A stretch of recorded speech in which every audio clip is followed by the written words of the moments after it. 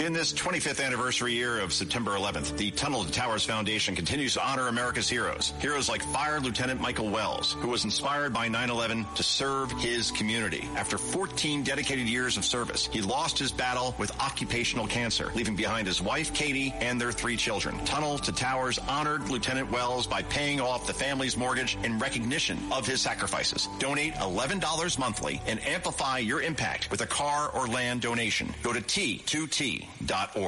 Joining me now, as always, former Congressman Peter King. Congressman, how are you? How's your family? Mick, we're all doing great. How are you doing? I'm doing well. I want to get right to it because we have a lot to talk about. So the King speaking now before a joint session of Congress, and all of this comes as the Prime Minister of the UK refused to let the U.S. use their air bases against Iran. President Trump was very upset with that, but yet he appears to be a big fan of the King's, and he even noted that his mother thought that King Charles was cute, as the president said a while ago. What does this visit mean, in your opinion? Yeah, actually, I think it means a lot, or it can mean a lot. I actually had the opportunity to meet with Prince Charles then. It was back in, I guess, 2011. It was right after bin Laden was killed, and right after right after the royal wedding between William and Kate. He was over here for a meeting, and I got invited down to the British Embassy, and I was one of the people there talking with him. In fact, I was all set to talk to him about world affairs, and Rosemary was with me. And the two of them got into a discussion about the wedding the week before. So I had to stand there and listen to that. But no, he was a great guy. And again, I found him very, very personable, very down to earth, really a great supporter of the United States and of the relationship between the United States and Britain. I also had the opportunity to meet Queen Elizabeth several years before that. Again, that was only more of like a 1-minute conversation. But again, very, very gracious. And there is, listen, I'm Irish. I have a lot of issues with British misrule in Ireland over the years. And having said all that, we haven't had a stronger ally than the British, whether it's Churchill and FDR in World War II, whether it was Churchill and then other prime ministers since then throughout the Cold War, whether it was Tony Blair after 9/11. This has been a special relationship. And having been on the Homeland Security Committee and the Intelligence Committee, I can tell you that our two countries share intelligence. And even when there's tough times between the president and the prime minister, as far as I know, certainly then, and I would assume now, that ongoing share of intelligence continues. So we have a lot in common with them, and there are disputes. There's obviously right now. I think that the prime minister was wrong in not offering more help up front. Now, they are actually doing quite a bit now, and I know they are offering, I believe, to get involved with the mine sweeping. But I think we're just talking about two different people, and President Trump and the British Prime Minister.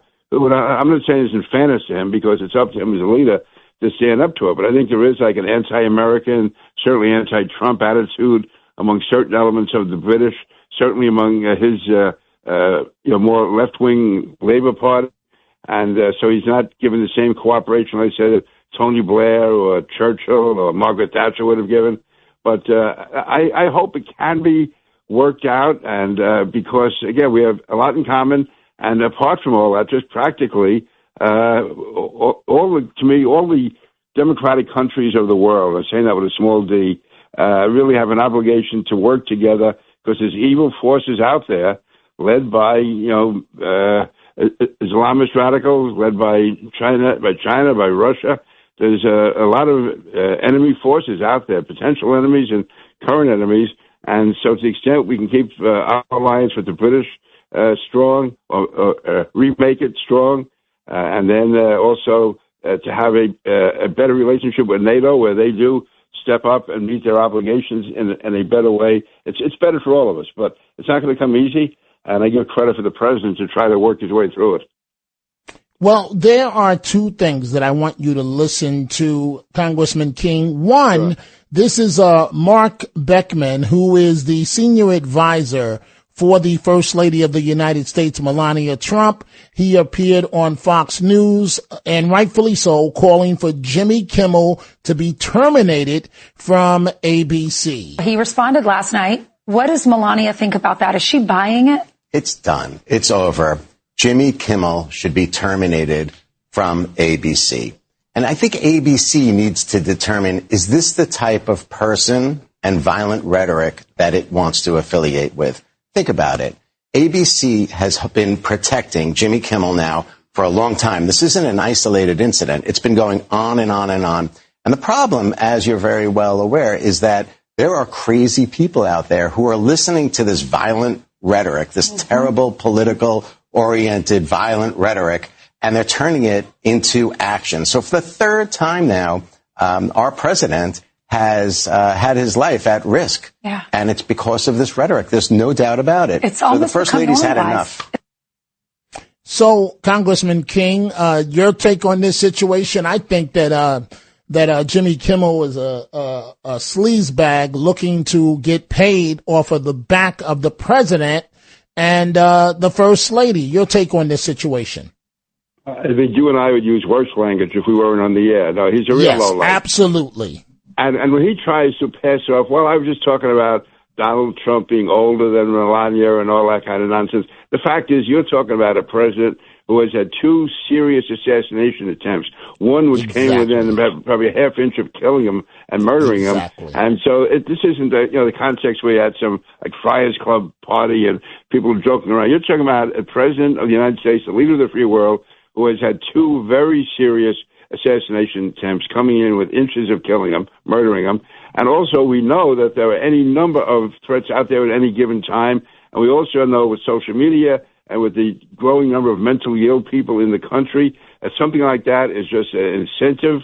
It gives them an excuse to attempt to take the life of the president. So no, that's absolutely no excuse.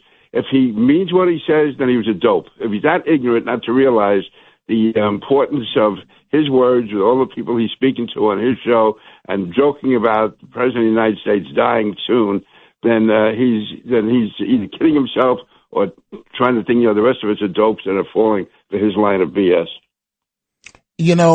Congressman, I think perhaps the biggest thing you said just now is that if you and I were not on the air right now, we would have much stronger language to say about Jimmy Kimmel.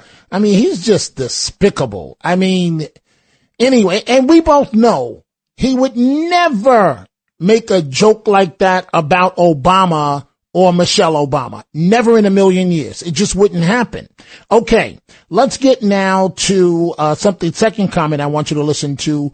Norah O'Donnell, 60 Minutes, interviewing President Trump, and she actually quotes from this nuts manifesto asking the President of the United States of America ridiculous questions that no reputable journalist would ever ask. And this is the way Bill O'Reilly responded to that. O'Donnell had no cause to read the ramblings of a loon. None. Yet she tried to humiliate the President of the United States, who was just attacked. And it was edited. There isn't one person in CBS who knows that. That's called gutter snipe reporting. That's what the National Enquirer does. Oh, look who said this about you. It's not true. Then why are you throwing it out there? You can't do that if you're a responsible journalist. You have to verify it. So the president was absolutely 100% correct in saying to Miss O'Donnell, who I know, okay, you should be ashamed of yourself of reading that. And she should be, but she's not. I'm just doing my job. No, you're not. Talk about malpractice. My God. Congressman King. I agree with I agree with O'Reilly completely there. The fact is that, first of all, at one level, she's also almost saying that the President of the United States has an obligation to defend himself against the rantings of a madman and an attempted assassin. So you have one of the most powerful people in the world being put on the same level as an ultimate lowlife. I mean, that to me was, to begin with, is bad enough. Secondly, to bring up these scandalous charges, which is no basis. And once they're out there, she knows that many people listening, all they know Was it now we're talking about Epstein and the president, and it somehow raises those charges back up? It puts him, she thought, on defense, and so I'm glad he didn't even try to explain anything, just basically go at her and tell her how wrong she was. And I agree with Bill O'Reilly. I mean, I'm not a journalist, he is, but just from what I know about journalism, and you certainly would, I'm sure agree, Dominic, you're a great journalist, is you don't bring up, you don't ask somebody to defend themselves against scurrilous charges if there's no basis for them. I mean, that's just, it's horrible, absolutely horrible, especially when you're talking to the President of the United States after an attempt on his life to bring this up. It's one thing if he was trying to hide from some scandal in the past. The fact is, there's absolutely nothing at all to back up this. It's been disproven, it's been discarded, and for her to bring that up at this time, at any time, but especially at this time, was indefensible. It was really garbage journalism. Congressman King, I want to end on this note, and I want to make this comment to the audience, and we see all your telephone calls, we're going to get to them, that the congressman, every week, he has no idea what I'm going to talk about, what I'm going to ask him. He just rolls with the flow, and he does so in an expert manner. So, Congressman, you may disagree with me on this one. My contention, after having been around the Secret Service going back to 1988, I don't see anything that they did wrong Saturday night. Now, could there have been a second layer of protection so that if somebody gets past the first one? Perhaps. But, you know, some people are just bashing them. What's your take on what happened Saturday night? First of all, the agents on the ground did all they had to do, expected to do, and they did it well. They did it brilliantly and put their lives in the line. And as far as whether or not there should have been more perimeters of defense, the fact is that hotel has been used for more than 50 years. I've been to a number of the dinners, again, with the presidents there over the years. This has not occurred before. And he was stopped. He got nowhere near the room. But no, I think it may be difficult to have events there in the future, because now that we know a person checked himself into the hotel, and no matter where you put those magnetometers, they're going to be so close to this, they are still going to be close to the staircase leading downstairs to the level where the ballroom is. And so a person with explosives, if you come charging through those magnetometers and you make it just another, 40, 50 feet, I haven't been there in a while, whatever, and get to that staircase, then you can, either explode yourself, blow up yourself, throw an explosive device, just kill a lot of innocent people. So I think they should consider having it like in a convention center, a place that can be totally secured, because there's 1,000 rooms, like 1,007 rooms in that hotel. So if there's 1 or 2 people in each room, you're talking about somewhere between 1,500 and 2,000 people. You can't be having all of them have their backgrounds checked. You can't have their rooms being inspected to see if there's any weapons coming in. It becomes almost impossible. Plus, having 2,500 people coming in that night. Also, another thing, I think, forgetting the fact of a terrorist threat, even just if there was a fire, that room, you can't move. The chairs are literally back to back.